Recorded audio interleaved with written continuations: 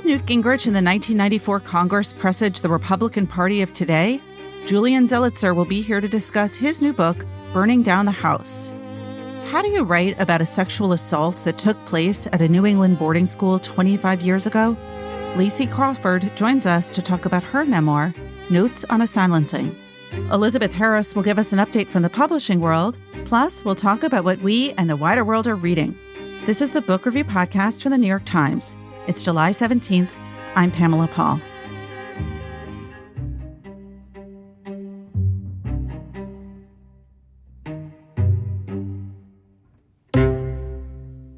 Julian Zelizer joins us now. He's a professor of history and public affairs at Princeton, and his latest book is called Burning Down the House, Newt Gingrich, The Fall of a Speaker, and the Rise of the New Republican Party. Julian, thank you for being here. Thanks so much for having me. This feels like an episode out of not just the recent, it's not the recent past, it feels like the distant past. I mean, Newt is still with us, but this is a very different time for Newt. And I think that for many people, he started to really appear on people's radars outside of Georgia, in the early 90s with the Contract for America. But your book predates that. So the book starts in the 1980s when Newt Gingrich is this young congressman who comes from Georgia. He's elected in 1978, and he comes to Washington ready to just tear everything down, to shake things up, to do what's ever necessary to help Republicans become a majority in the House of Representatives, which they had not been since 1954. And he's intent on not listening to senior members of the party and to really taking on the Democrats in ways that they had not been comfortable with. And so he makes a name for himself very quickly, even though he's not part of the leadership in the early 80s. Okay, so you're a history professor. Newt Gingrich thought of himself as a history professor and was a history professor, but what exactly did he teach, and how did his academic career fit in with his political career? Well, he received his PhD in Tulane after attending undergraduate school in Emory. And Gingrich wrote his dissertation on Belgian colonialism, and he wrote about how and why colonial government had failed to modernize local education and nurture an elite that was capable of sustaining economic growth. And what was remarkable about the dissertation in retrospect, which is what he had spent his academic time on, was that he was critical of the design of Belgian policies rather than on the merits of colonialism, which were of much less interest to him. But that wasn't really his main focus. I mean, as soon as he gets to West Georgia College, that's his first job as a professor, he's deeply uninterested in the academic life. I think in his first year as a professor, he applies to be the president of the university. He then wants to be the chair of the department, and he's impatient with the slowness of academia. He quickly gains a thirst for the life of politics, and that's really what engages him. And in 1974, he decides to run against the incumbent in his district, John Flint, who's an old Southern Democrat. What were Newt's politics like growing up? Was he conservative early on, and did his conservative ideology remain consistent throughout his life? Yeah, he comes from a working class family. The family's originally from Harrisburg.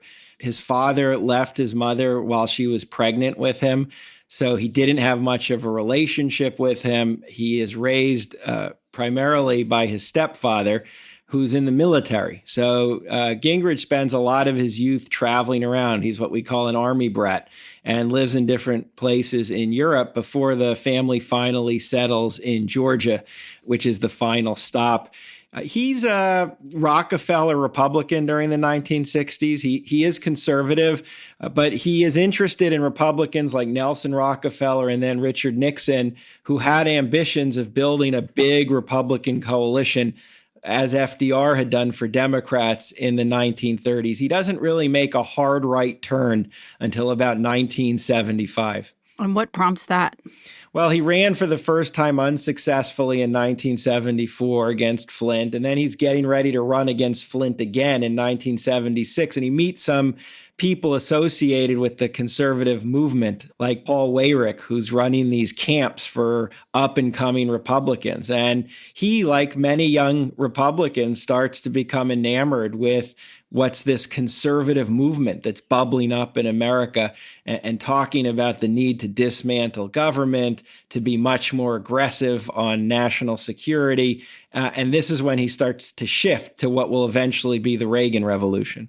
Would you say that his guiding principles were firmly aligned with Reagan conservatism, or were there differences there? There were differences. Gingrich, for example, is much more concerned about environmental issues, even in the early 1980s, than a lot of Reaganites are. He actually takes those kinds of policies much more seriously.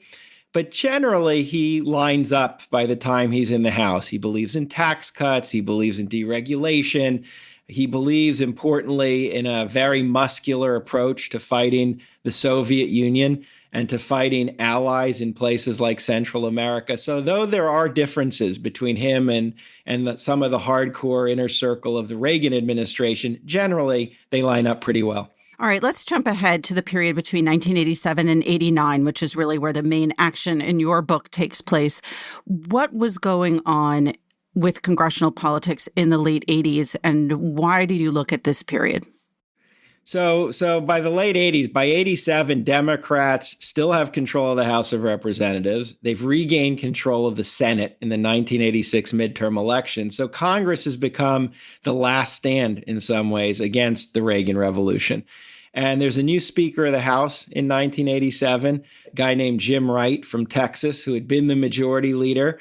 And when Tip O'Neill resigns, the former Speaker in 1986, Wright takes over. And Gingrich, by 1987, had made a name for himself. He was known for doing very provocative things, like he in 84, he went on C-SPAN and would make these blistering speeches in front of the cameras, calling Democrats weak on defense and asking them to respond to the charges. And viewers were unaware that there was no one in the chamber when he was making these speeches. So it just looked like Democrats were guilty, but they were not. So he was kind of almost a McCarthyite. But in 87, Wright becomes the speaker, and he sets his sights on Wright because Gingrich's main argument was that Republicans had to focus on the claim that the establishment was corrupt and the Democrats were the establishment power. And Wright was an old guard Democrat. He really had been in office for many years, and he thought that he could raise enough suspicions about Wright's ethics that he might be able to bring him down from power. Let's talk a little bit about Jim Wright. I mean, these are two Southern politicians, but very different, from different eras, different ideologies. Who is Wright, and why did he attract Gingrich's ire? I mean, was it purely that this was the guy who was in the position of power that he could take down, or was there something about Wright specifically? No, I think it was because he was the speaker at the moment, meaning Gingrich had actually tried to take down Tip O'Neill, his predecessor, but had not been very successful. O'Neill proved to be much more popular, even with the public.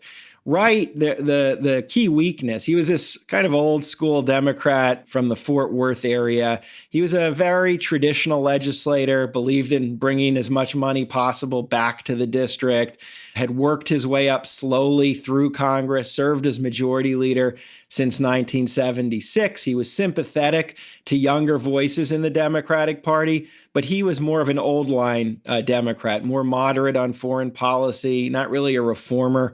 But he was vulnerable because there were all these stories in the press that investigative journalists had published raising some questions about Wright's background. There were questions about a business he ran with a real estate developer back in Fort Worth.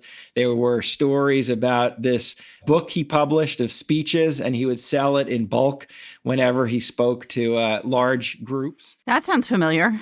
That sounds very familiar. It was actually pretty familiar at the time, the sale of these books. But that story was the one that caught people's eye. It was totally legal. And the loophole that was of interest was that members of Congress after Watergate were only allowed to earn so much money through honoraria whenever they gave speeches, because there were ethics rules that were created to try to clean up Washington. But those ethics rules didn't cover royalties from books. So Wright could sell as much as he wanted and keep those royalties. And this will become a common story thereafter, including Gingrich, who will get caught up in a book scandal of his own. But this story, his relationship with this real estate developer, Gingrich hones in on these. And even though there was nothing clearly unethical or illegal, he starts telling reporters, Jim Wright is the most corrupt speaker ever in American history. And he starts to blow this up into another Watergate, literally spreading these news stories to other reporters, asking them to look further into it, and giving them to other members of Congress, saying we need an investigation. All right, this is a book review podcast, so we're going to pause for a moment on that narrative to go back to the book deal that you mentioned of Gingrich's, that was a little bit of a fishy situation. What was that? Well, as Gingrich is attacking Jim Wright during this period, these other stories emerge in the press that Gingrich had raised money from interest groups or from groups that were connected to his constituency back in Atlanta, and he had raised money to help promote a book that he wrote a few years earlier. And this story literally breaks as Gingrich is going after Wright for the book deal. And people ask, why are you taking money from interest groups to promote this? This seems pretty fishy too. But Gingrich is very good at just deflecting this. He simply has a press conference that says it's irrelevant and it has nothing to do with what he's charging Wright with doing. Okay, different form of media. Let's talk about the role that television and specifically C-SPAN played here. You mentioned earlier that Newt got himself, on C-SPAN speaking on the floor of Congress, albeit to an empty chamber. What role did C-SPAN play in this takedown? C-SPAN was really important. The earlier episode I mentioned was really how Gingrich became a national figure. He made those charges against Democrats. This was in 1984. Speaker Tip O'Neill gets so mad, he comes in and he orders the cameras to pan the empty chamber so that viewers can see this is all theater. And as soon as O'Neill does this, Gingrich turns it against him and says, look, you're corrupt. You're not following the rules. You're not supposed to show anyone but the speaker according to the rules of the House. And even more important, that then becomes a story in all three major networks who for the first time really covered Newt Gingrich and talked about what he was doing on Capitol Hill. Gingrich continued to use C-SPAN as this real platform to attack not just Jim Wright, but to attack the Democratic majority as fundamentally corrupt and as a body that held its power unfairly. And he used the ability to speak to small audiences, but still significant, and to gain the attention of the press that watched C-SPAN from 1984 right through 1989. He was on all the time. He was really a C-SPAN legislator and understood the power of cable media. And he understood the power of doing controversial things on cable television. He used to say, you have to give the media more Indiana Jones than Philharmonic, because that's what they crave. And on C-SPAN, he did this all the time. All right. So we can see a lot of foreshadowing here. And your book argues, I think you write, we can date precisely the moment when our toxic political environment was born. Speaker Wright's downfall in 1989. Explain why you make that statement. The whole interest of mine in this book is, here is Newt Gingrich, and he introduces this form of partisanship, or practices this form of partisanship, which is extraordinarily aggressive, which essentially says partisanship comes above everything else. It's okay to tear down institutions. It's okay to tear down your opponents. It's okay to break the norms and procedures we depend on to govern in pursuit of partisan power. And I was curious, when did that all of a sudden become part of the leadership of the Republican Party? And Gingrich spends 1987, 1988, and early 89 really focused on Jim Wright. And he's successful. The House Ethics Committee launches an investigation into Wright. Organizations like Common Cause, a good government group, agree that there was enough to at least look into.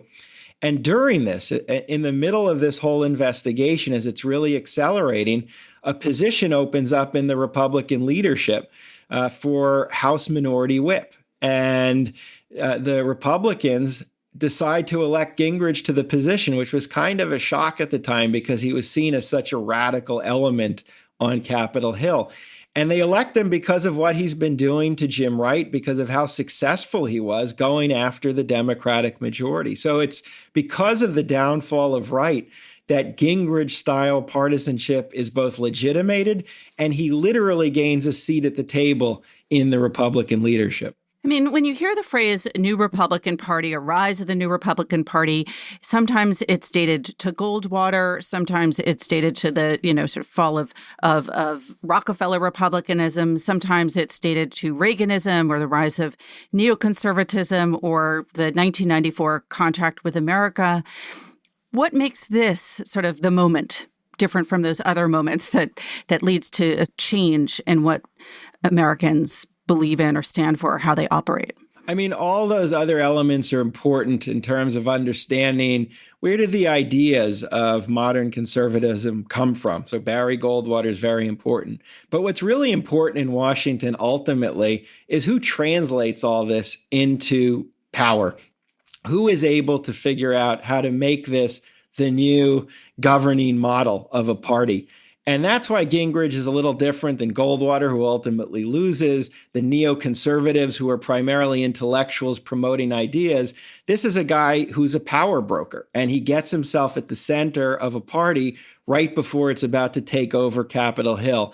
And that's why I think it's so important. And I think we often talk about conservatism in terms of the ideas and the philosophy, but equally important, and I think this is evident today in ways it hasn't been for a while, it's the approach to politics that's very important as well. This new smash mouth approach to partisanship, which is more pronounced in the Republican Party than the Democratic Party, in my opinion.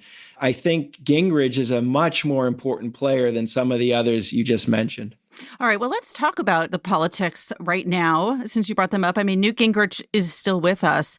What does he stand for these days? It feels like he's fully aligned with Trump. Is that the case? And is that consistent with, as you see it, with where he's coming from? Very much. I start the book with the story that he was one of the finalists to be Donald Trump before he was president, his vice presidential nominee. He loses out in the end to Mike Pence, and Gingrich was even sympathetic to why he lost. He says that he and Donald Trump are both pirates, and having two pirates on the same ticket might be too much. But since Trump was elected, Newt Gingrich has been very vocally supportive of the president on Fox News and other conservative outlets. He's written a series of books about President Trump, really presenting him as a new Ronald Reagan, a transformative leader, and has a book out right now about the importance of Trump getting reelected to the country's future. And I think he has Donald Trump's ear to some extent. This is not surprising. I think their approaches to politics are very similar.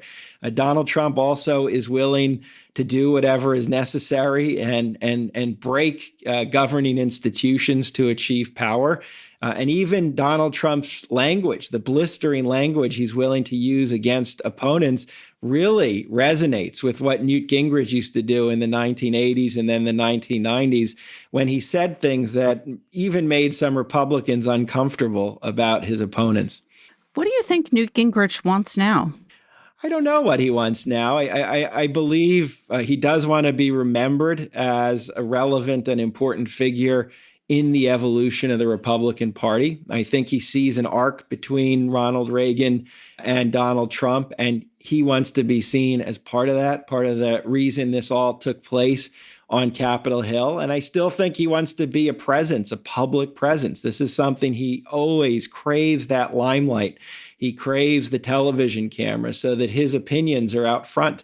And I think he wants to be the senior statesman of one of the senior statesmen of the party.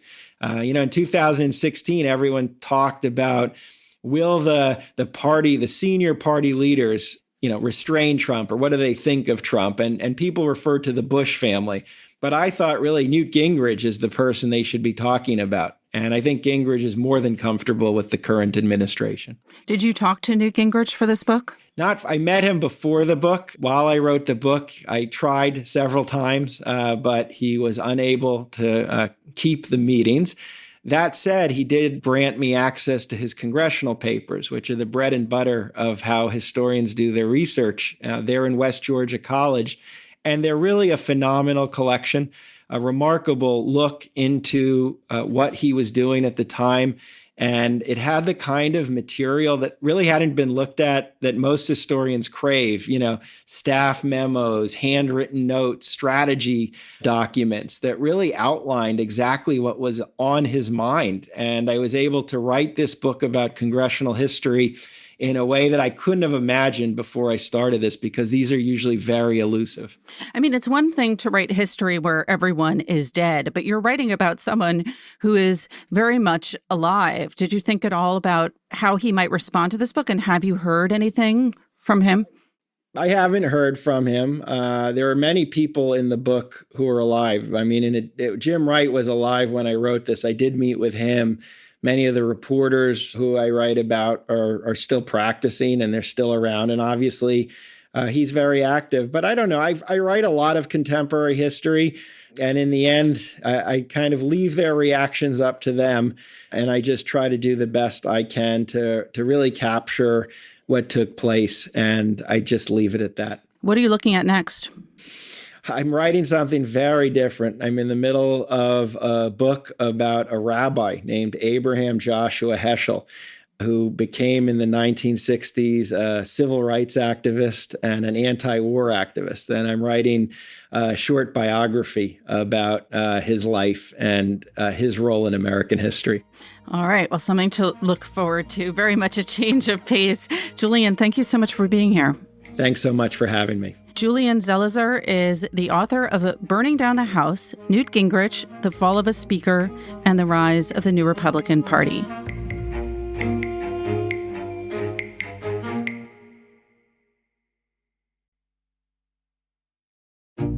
So here's a request for our listeners. I get lots of feedback from you, some complaints, lots of kind words. Really appreciate it. You can always reach me directly at books@nytimes.com. I will write back. But you can also, if you feel moved to do so, review us on any platform where you download the podcast, whether that's iTunes or Stitcher or Google Play or somewhere else. Please feel free to review us and, of course, email us at any time. Lacy Crawford joins us now from Southern California. Her new book is a memoir. It's called Notes on a Silencing. Lacy, thanks so much for being here. Thank you for having me. You went to St. Paul's in Concord, New Hampshire, one of those storied New England boarding schools. What was the school like, and how did you end up there? I grew up in a small, wealthy suburb of Chicago that had a tradition of sending a number of students to New England boarding schools for the 9th or the 10th grade.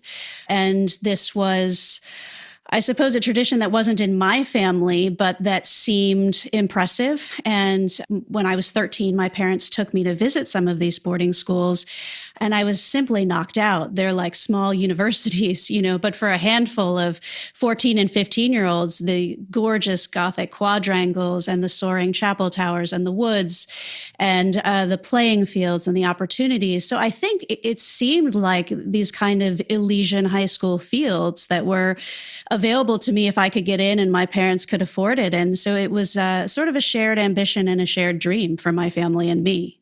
And what was life like there for you as a student and as a teenager before the incident in question, which we will get to? It was terrifying, but also very exciting. So I felt that I had walked into a very elaborate, almost labyrinthine culture or kind of microculture that I had known nothing about. There were traditions and families that went back generations. There were girls and boys there whose fathers had been there, whose grandfathers had been there. They all summered together. They all knew each other. I had no idea anything like this existed in the world. And they seemed to have access to resources and sophistication that I both envied and was really frightened by. Did you feel like you fit in? No, of course not. No. Not at all. No, I was aspirational. I wanted, to be an excellent athlete like the extraordinary athletes who were there, or a stellar student like these brilliant students who were there. And to me, everybody seemed to bring something to the campus that was individual and idiosyncratic and fascinating and marvelous. And I was pretty convinced that I was just this lone striver with a lot of freckles. And I hope no one figured that out. Probably they all felt similarly, or a good number of them did. But let's talk about what happened to you when you were 15 in 1990. Right. So I received a phone call on the payphone in my dorm. This was long before cell phones, of course. So there was a single payphone in the basement of each dorm. And it came after hours. So check-in, which was 10 p.m., was the hour after which no student could leave a dorm. And after check-in, the phone would ring. And it was usually parents calling or friends. But I received a phone call from a senior who I didn't know. He was a very prominent athlete. He had a serious girlfriend. It was one of those couples that we all knew and admired when they walked down the hall. And he was asking me for help. And I had been in a math class with him for some time, a calculus class. So I thought maybe it was that, but it sounded like he was crying. Anyway, he coaxed me into leaving my dorm and coming to his room to help him. And when I got there, his roommate was there too, and they pulled me up onto a mattress, and I said, "What's wrong?" And they pushed me down and began to put their hands on my body in ways that let me know that this moment was nothing like what I had anticipated. I don't know if you want me to go into the particulars of what followed, but it was, I suppose, the criminal justice terms are aggravated felonious sexual assault. So at the hands of both of them. And this was clearly premeditated, orchestrated. Yeah, they called me. So that was it. And when I asked what was going on and gestured to leave, the lights were off in the room. I was shushed. I was told that there was a teacher whose wall, his apartment wall, shared their wall, and that teacher would have come in had he heard my voice after hours. It was a boys' dorm, would have flipped on the lights and seen me there with two seniors, both of whom were in boxer shorts. And this was the fall of my junior year. So it would have been an immediate suspension after a disciplinary committee process. I would have had to fly home to Chicago. It would have been a disgrace to my parents. It would have been on my record. And I thought, I'm just going to stay quiet and stay alive and do whatever I can do to protect my life in the way I thought it was just 2 minutes ago. So what happens when they're finished doing this? They let me go. I was still fully clothed. They had one at a time penetrated my throat so deeply it was painful and difficult to breathe. And I crawled back out their window and landed on the path. And I walked back very slowly under all the streetlights. There were two security guards on campus. We called them Murph and Sarge. They had these white Jeeps and they saw everything. They drove around all night long looking for us, trying to keep us in our dorms. But they didn't see me. And I didn't know that I could go to anyone's door and knock and ask for help. I used to be disappointed in myself about that, but actually I think I was probably right, because when I did finally speak up, the school was not in a position to help me. There was no nurse's office or rape crisis center like there is on a college campus, I'm assuming. No, I mean, this was 30 years ago. There was an infirmary, so I could have gone up, but what would I have said? I didn't have a fever, right? I wasn't vomiting. I mean, I don't even know that I had words for what had just happened to me. And also, frankly, I was pretty sure it was my fault. What were you thinking? That I was a fool. I had gone to their room. I should somehow have known that that was coming or that that was possible. And that if anybody found out, anybody at all, these were very popular young men and they had girlfriends, one of whom was a friend of mine, not a close friend. If anyone had found out what I had done, I reasoned, they would be furious with me for having, broken the rules of romantic loyalty rather than recognize that it was a statutory assault. I had no language for that. I had no way to understand what had happened to me. Had you heard of anything like this happening on campus before that night? I had heard whispers of girls being treated roughly. So there was a certain hockey player who had a reputation for beating up girlfriends, so we were all warned away from him when we arrived. And there were certainly boys who had reputations for taking as much as they could get. There was always a sense of manipulation as opposed to outright violence. I'm now not so clear on the difference between those two terms. I think they're much closer, perhaps, than I knew they were. But I had no way of knowing that something like this was possible at all. No. And you said that when you finally spoke up, you said earlier, when was that? And did you not tell anyone about what happened before that? No, the boys told everybody because it was quite a coup that this, younger, sort of prudish chorister, sort of nerd, had left her dorm late at night and gone and done what they described me as doing. So, and how did they put it? Well, I wasn't there, but I started hearing from teammates of theirs. One of them hissed at me the next night after seated meal, which was our fancy dinner. He said threesome. I didn't know that word. I figured it out. Of course I did. But I think that they presented me as a kind of asset, as a kind of, fabulous untapped resource for boys who wanted that sort of thing, because I started to be followed and there were whispers and, gosh, you can leave your sneakers on anytime. These things that were said to me in hallways and in the cafeteria line.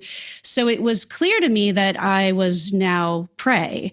I think one thing that encouraged me to keep quiet is that people seemed to know that this had happened to me, but nobody was upset or thought there was anything wrong with it or cared. So that seemed to further my sense that I had done something, I was responsible for it, and I would be the one who would be guilty for it rather than a victim who might be helped. What did happen is I got very sick. My throat began to hurt in a way that eventually meant I couldn't eat. I had a hard time even drinking water after a while. And I went to the infirmary and they couldn't see that anything was wrong with me. I couldn't see that anything was wrong with me. But after I was actually staying in the infirmary because I had a fever and was so ill and was losing weight, they sent me to a doctor in town off campus, a specialized ear, nose, and throat physician who was able to numb up my throat and look down into the hypopharyngeal space, sort of where the gag reflex sits, and see that I had herpetic lesions. I had contracted genital herpes very, very deep in my throat and nowhere else. And they did not tell me actually what I had. They told the physician at the infirmary that I had herpes and needed to be treated with Zelizer for that, but they didn't tell me and they didn't tell my parents and they didn't tell my pediatricians at home. I didn't know any of that, of course, so I just thought I was being punished. And they gave me a whole bunch of meds, including antibiotics and throat lozenges, and sent me on my way. So all of these things conspired to show me that nobody was going to help me, and there was absolutely no reason I could think of to speak up. What would that do except ruin my life even more? So it wasn't until May, which was about another 5 months later, that I told my mom over the very same payphone, and she sprung into action and brought me home. What did she say? She was all business. She said, "Were you raped?" And I thought I could fairly say no because of the site of my penetration. I was grateful to be able to tell her that. I thought that preserved something. She said, "Your throat," because she, of course, had known how sick I had been, and I just nodded.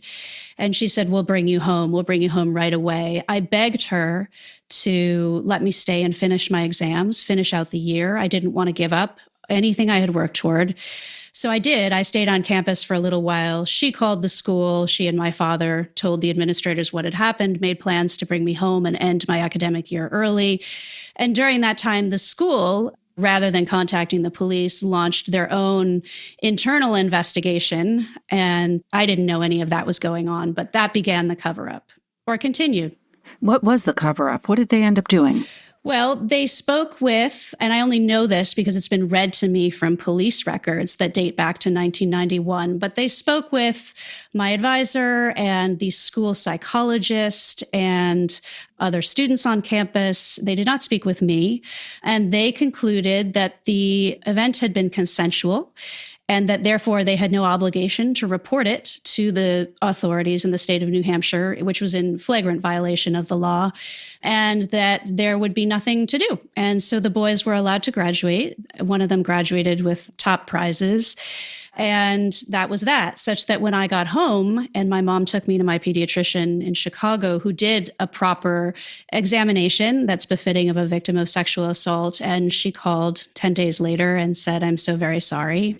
You have genital herpes very deep in your throat." And at that point, that was the first I had learned of that. My father called one of the vice rectors on campus who was serving as the dean of students and explained that this had happened. And the response from the dean of students was, "How do we know she didn't give it to the boys?" So they had already known, of course. They were several months out ahead of us, and they had already determined that they were going to make it my fault utterly. How exactly did things then follow with the school? It was a very short period of time and a very unpleasant period of time. That pediatrician was a mandated reporter. She called the state of New Hampshire to report the sexual assault of a 15-year-old girl, along with the diagnosis, which offered clinical evidence effectively of an assault because it was so deep in my throat and nowhere else. And the school then turned to its attorneys to be the lead to take communications with my parents. And effectively, the state of New Hampshire wished to press charges against the boys who had assaulted me. It was a statutory assault. It was fairly straightforward. I was open to that, but the school had a conversation with my parents during which they said that I was no longer welcome to return for my senior year on campus. And this was a total shock to all of us because I had excellent grades and was on 3 varsity teams and sang in the choirs and had earned my place, I felt. And they said that they were willing to testify if I served as a witness in this case, that I was a drug dealer. What? Yes, that I had sold prescription medications to other students. This was the first I figured out that they had access to my medical files, that the administrators had access to my medical files. They said that I was promiscuous, that I routinely flouted school regulations and broke rules. And long story short, I would not be welcome back to campus. And my father came to my room and he told me, he had it written down, everything that they were going to say. And he said, "Sweetheart, they're going to ruin you." So we didn't go ahead. I called the Concord police at some point thereafter, and I gave the necessary formal statement saying that I did not wish to proceed with charges against the boys. And wouldn't you know it, once that happened, the school had no problem welcoming me back for my senior year. So it was my understanding that as long as I was quiet about what had happened to me, the school would not get in my way and I could apply to college and have my recommendations and everything would be fine. And that is exactly what happened. You went on to volunteer as a rape crisis counselor. You wrote your master's thesis on rape testimony. Obviously, this didn't go away for you. What led you to want to write about this 30 years later? I worked on it without really understanding what had been done to me. So when I say that, I don't only mean the boys, but I mean the institution that I was a part of, the way they had silenced me and turned this story around. And that was by far the worst. That violation was greater than the one of my body to me in its impact, what it did to me growing up. So it wasn't until 2017 when the state of New Hampshire opened a formal investigation into St. Paul's School. There had been so many stories coming out about students being victimized on campus, many of them rising to national prominence, most particularly Chessie Prout, a 15-year-old freshman who was assaulted on campus by a senior. And I joined that investigation completely privately. My husband was the only person who knew. And I was directed to Concord detectives. So they called me and recorded me telling my story. Again, it was the first time I had spoken of it in, I can't remember how long. And they interviewed my parents and they contacted faculty who had been on campus when I was there, basically reopened the case. And in the course of that investigation, St. Paul's somehow found out that I was participating, and I got an email from their lawyers asking me to contact them immediately.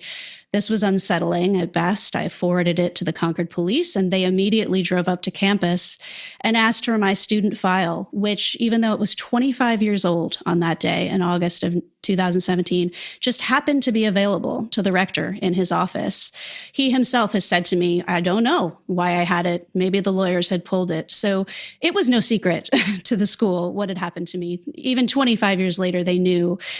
And inside that file was a document that lawyers had written back in the summer of 1991 outlining how to silence me.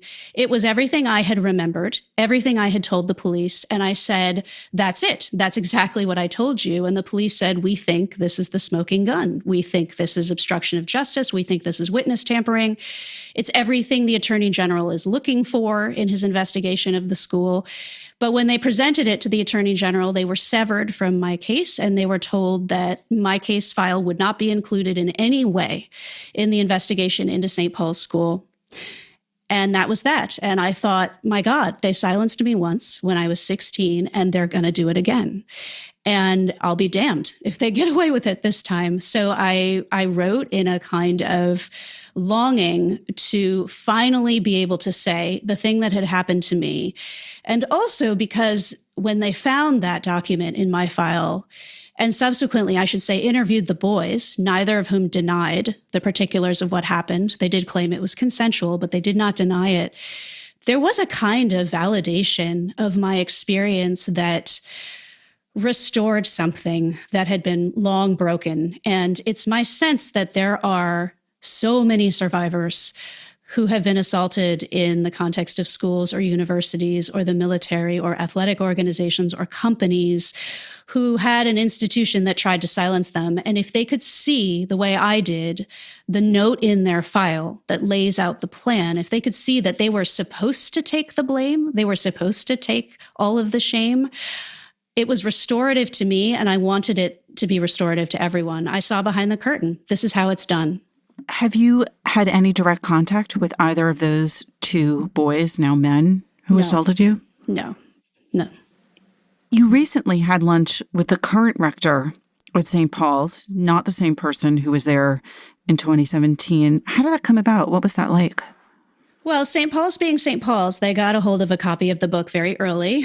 I was still, finishing up edits and going through legal review, but she reached out to me and said that she had read the book and was devastated by it and wanted to thank me for telling my story.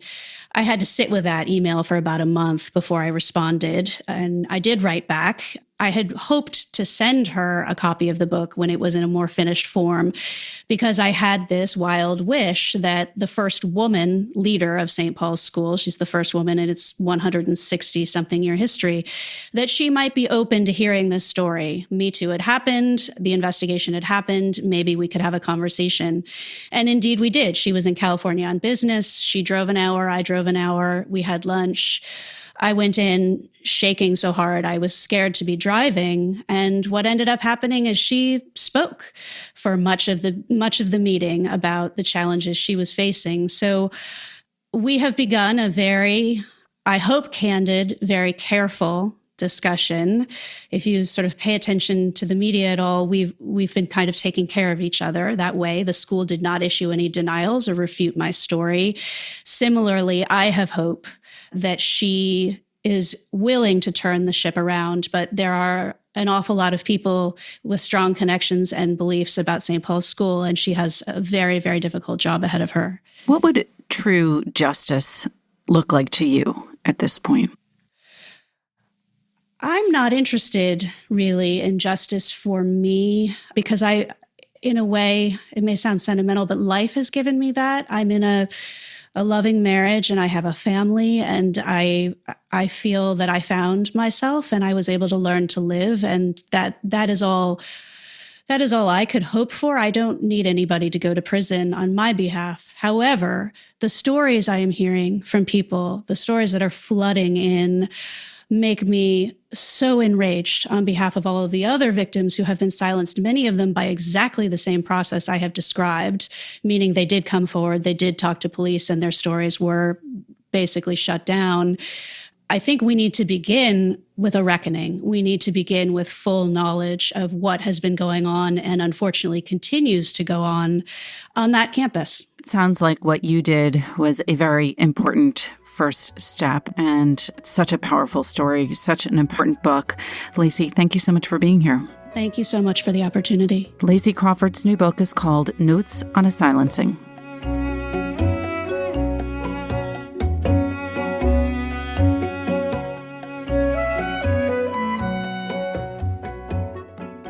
Elizabeth Harris joins us now with some news from the publishing world. Hey, Liz. Hi, Pamela. How are you? I'm good. How are you? I'm fine, thank you. With the asterisks attached. Here we are, but we're all here. We're all okay. So things are good in the publishing world. There's a lot of news this week. What's going on? Yeah, Alexandra Alter and I took a look at some really big changes that are coming to the leadership of publishing houses, which has an enormous impact on the culture of these places and also the books they put out into the world. The top jobs at publishing houses really don't come open very often. Knopf has had 4 publishers in 105 years, and FSG stands for Ferrer, Strauss and Giroux, and it's only been run by 2 people since Ferrer, Strauss and Giroux. So these are, people get these jobs and they keep them basically forever. But in the last year, there's been a wave of deaths and retirements at sort of the very top of these companies. People like Sunny Mehta at Knopf and Carolyn Reedy at Simon & Schuster and Susan Campbell at Random House have all passed away in the last year. And these are people who really define contemporary literature. Sunny Mehta published people like John Updike and Salman Rushdie. And then there have also been retirements. People like Nan Talese just announced that she was leaving Doubleday. This is an enormous loss, but these jobs need to be filled. And among the people who have been hired to fill them, there are more women, there are people with a more commercial eye, and there are more people of color being hired, which is a really big deal because this industry is enormously white. One survey put it at 75% white.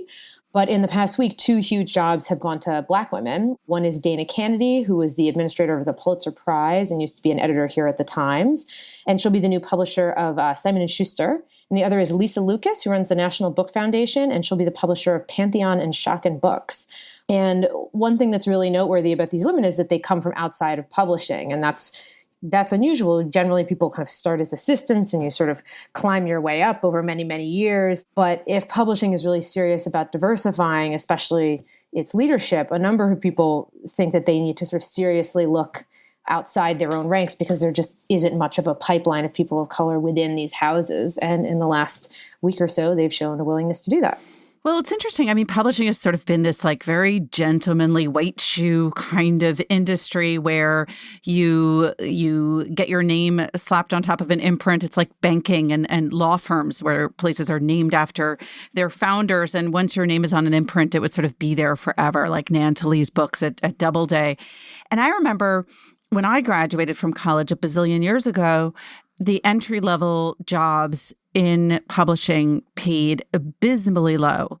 Farrar, Straus and Giroux was notoriously the worst. They paid $14,500. Oh. And and the good jobs were $17,000 or $18,000. So it was just inconceivable that you could take that job unless you had a trust fund, somewhere to live that was fully paid for, or a place at your parents. So it felt very cloistered among New York City people who were sleeping at their parents' apartments or had their own apartments given to them.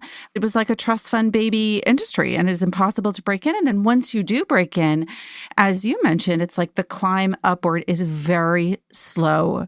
It's editorial assistant and then assistant editor, associate editor, senior editor. It just climbs up at a crawl. So it's kind of amazing to have 2 women come in like this at the very top, having never worked in publishing before. And, one thing that Dana Kennedy mentioned is that she's, her sort of most obvious sort of diverse perspective she brings is as a Black woman, but she's from a small town in Kentucky. She's from a military family. She's a single mother. She's a Gold Star family. So she brings a lot of perspectives that, as you say, she's not all of the same background as everybody else. She brings a lot of new perspectives, which will be really interesting to see what she does. And Dana Kennedy brings some interesting experience because she is also an author. So she's been on the other side. That's right. She wrote a best-selling memoir called Journal for Jordan, which was about her experience with her partner, First Sergeant Charles King, who died in Iraq in 2006. And he had written a journal for their son, Jordan, who was just a baby at the time, in case he didn't come home. And so she wrote this story about their experience together and about him and about her son. It's a beautiful book. And Lisa Lucas also brings interesting experience from her time at the National Book Foundation, where she really did shake things up quite a bit. Right. She raised the profile of the place and they sort of continued this celebration of more diverse authors. She spearheaded an effort to give 1.4 million books away to kids in public housing. And she really, she got them, it's already on the map, but she made them kind of more interesting to watch, if you will. Another interesting thing about some of these new leaders, Amy Einhorn and Reagan Arthur among them, is that they're bringing something different from their very different predecessors. At Henry Holt, you had Stephen Rubin before Amy Einhorn, with a brief interval of Ben Schrank.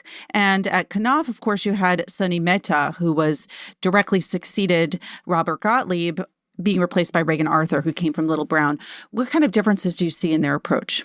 Well, Sunny Mehta had a good commercial touch. He did Stieg Larsson and Joe Nesbo and a really good eye for sort of the hardcore thriller. But Reagan Arthur has a really good sense of what a broad range of readers like. And she comes from Little Brown, and she has a really good eye for what women in particular want to read. And women, buy more books, and the publishing industry skews pretty heavily female. But at the very top jobs, there have been traditionally more men, which is an interesting change. All right. Well, I expect there'll be lots of changes in terms of what gets published and how to come. So, Liz, thank you so much for being here. Thanks for having me.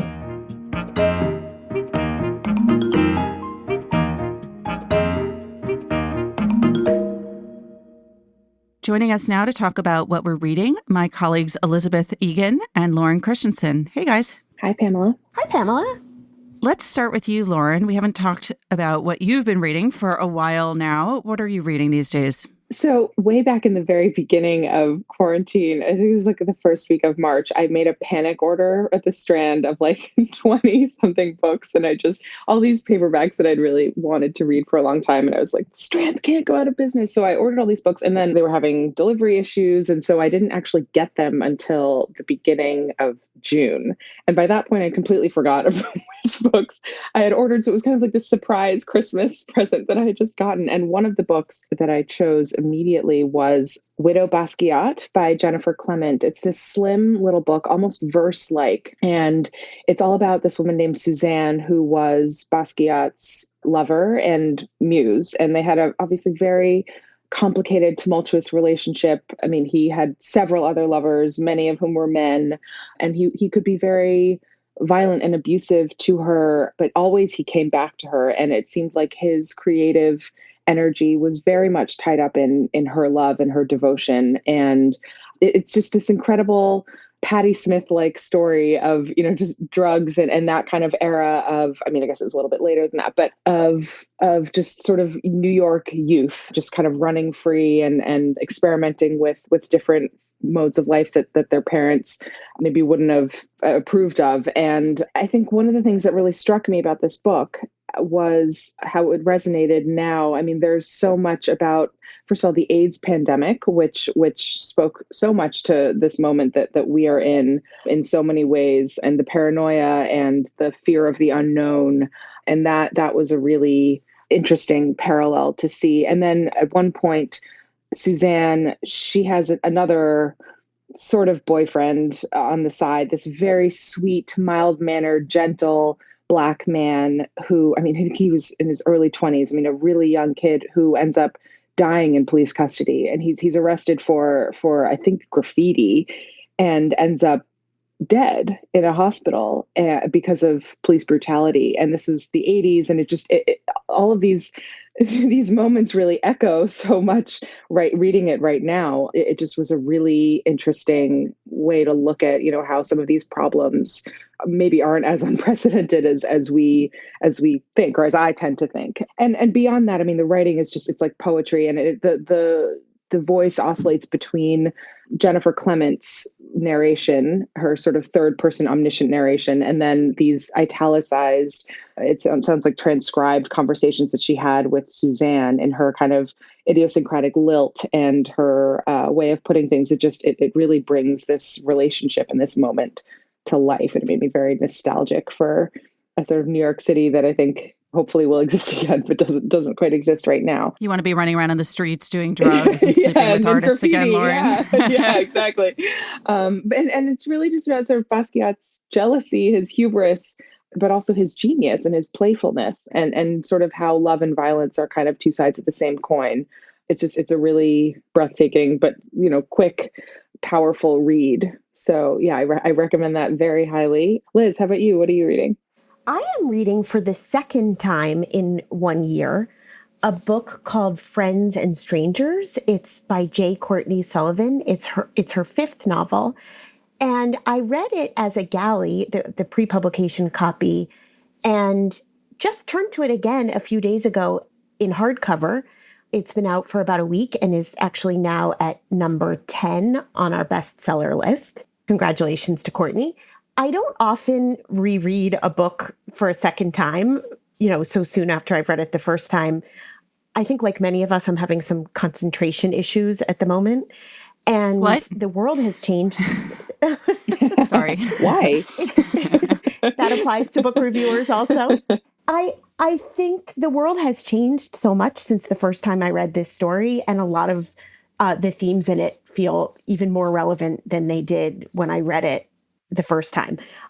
It is, I don't know if you guys have read Courtney's other books, but if you follow her career as closely as I do, you've sort of watched her grow up from a student having just graduated from Smith in her first book, Commencement, all the way through, kind of her early adult life.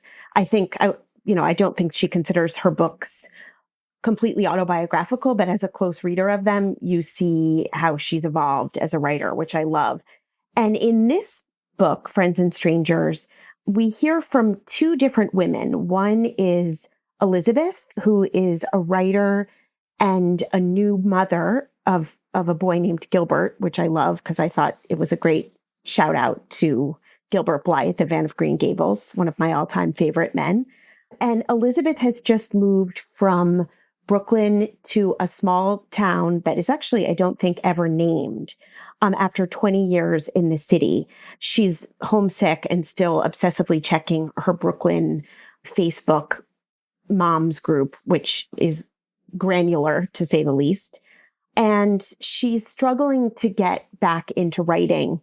And she hires Sam, who is the second perspective in the book, who is a student at a local college, to babysit for Gilbert. And the book is mostly about their relationship and the kind of power imbalance and financial disparity and the transactional nature of their friendship.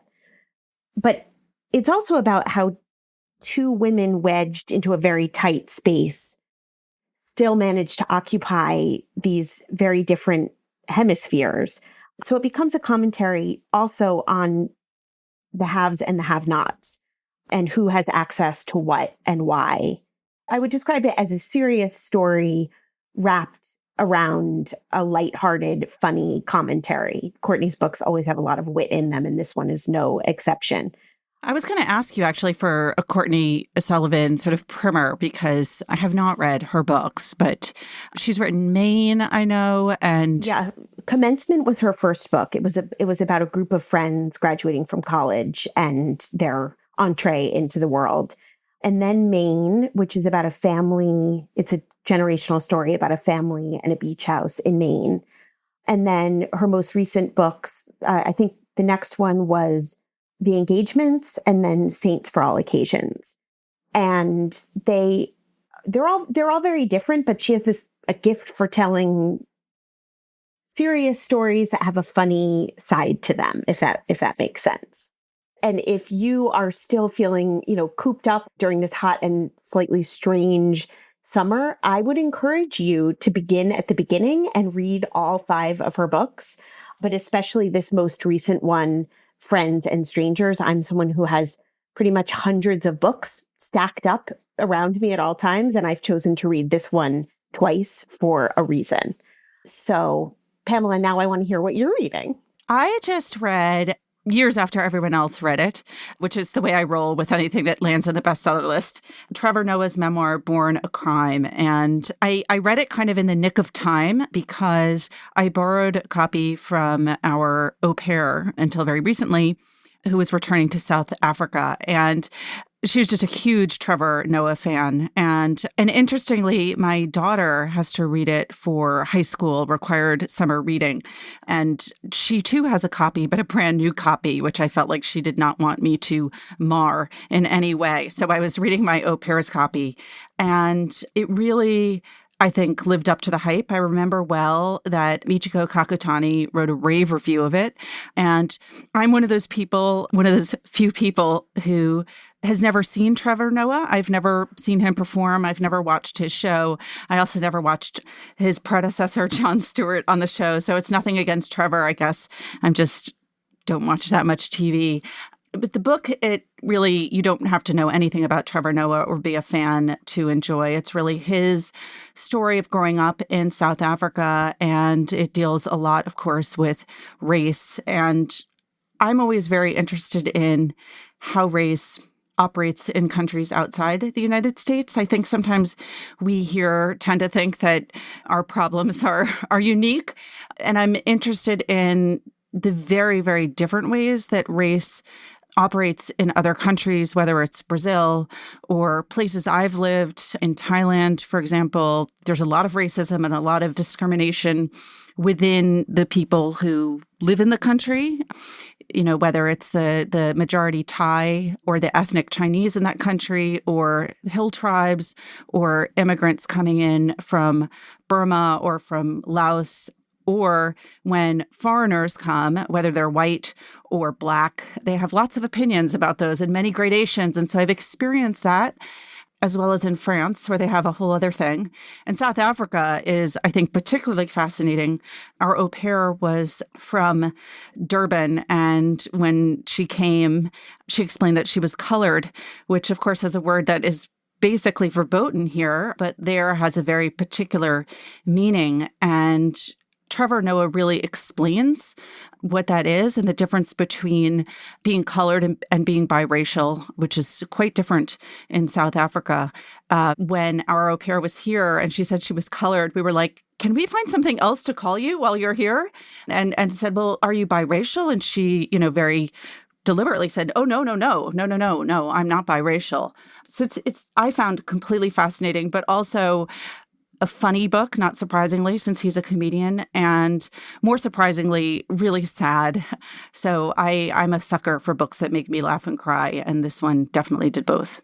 Pamela, will you watch him now? No, I don't think I will. I want to circle back to you touching on the not watching TV so much thing. Do you find that your brain is so, I'm ashamed to say I'm a little bit like that with music. I have a huge blind spot where music is concerned, and I blame it on how much of my brain is taken up by books. Do you feel that way on the TV front? I feel that way on the music and TV front, Liz, if you want to just embarrass, do the full spectrum of cultural shaming. You know what it is for me? I have a very bad attention span, and I can only do one thing at a time. I cannot even listen to music with words and cook, because whatever it is that I'm working on will become completely screwed up. I can't listen to a podcast and drive. I can't, or I'll end up in an accident. If I'm listening to music, that is what I am doing. And if I watch TV, that is what I am doing. Whereas my husband can work on, some kind of spreadsheet and watch a TV show in the background on his computer. And I think my brain would just shut down. So that's part of the problem for me. Have either of you read the Trevor Noah? I listened to the audiobook version not too long ago. And while you were cooking and driving? While I was running, actually. But I wouldn't say I regularly watch Trevor Noah, but I have watched him. So I do have some level of familiarity with his voice. So, but I think even if I hadn't, I would still find the particular inflections that he has and just his way, because the book is so funny. And so the way he delivers those lines, of course, it's possible to read humor, but I just think he lands them so expertly. And I felt so connected to him in his really personal story. And it's so deeply sad in some parts. But you also just feel like you're listening to this, this regular guy talk about growing up in so many parts that I even related to. And I have our backgrounds are ostensibly so different from one another, but I do think that's a tribute to a testament to his voice. The audiobook is unbelievable. I highly recommend it if you have the attention span. I posted about reading this book on Instagram, and a number of people said, like, no. You're supposed to listen to that on audiobook. So I do feel like I missed out in some way. Maybe you'll go back and listen to it. Maybe I will. Maybe like you, I will reread a book this summer, but in a different form. All right, let's go down the books again. Lauren, you read? I read Widow Basquiat by Jennifer Clement. And Liz? I read Friends and Strangers by J. Courtney Sullivan. And I read Born a Crime by Trevor Noah. All right, thanks guys so much. Thank you. Thank you for having us. Have a good day. Remember, there's more at nytimes.com/books. And you can always write to us at books@nytimes.com. I write back, not right away, but I do. The Book Review Podcast is produced by the great Pedro Rosado from Headstepper Media, with a major assist from my colleague John Williams. Thanks for listening. For the New York Times, I'm Pamela Paul.